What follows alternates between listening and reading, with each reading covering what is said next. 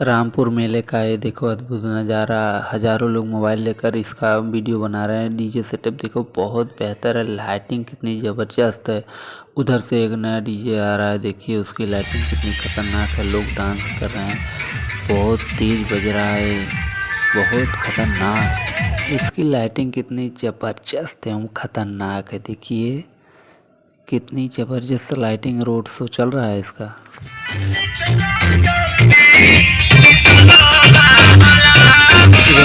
इधर पे देखिए रामलीला का मंचन चल रहा है, जिसमें एक शेर का रोल है और इधर दुर्गा बनी बैठी हैं, उधर राक्षस है।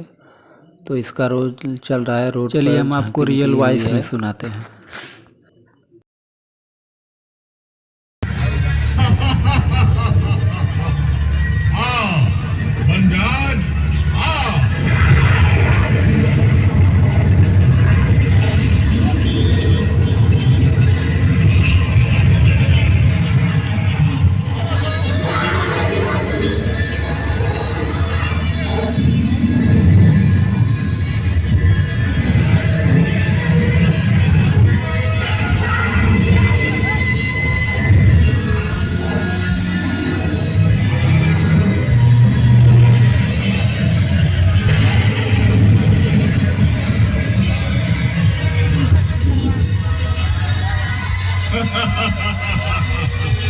अरे वनराज, तू तो बड़ा कायर निकला।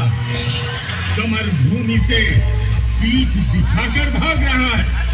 जा अपनी उस स्वामिनी को ले आ, जो देवताओं के रक्षार्थ मुझसे युद्ध करना चाहती है। जा।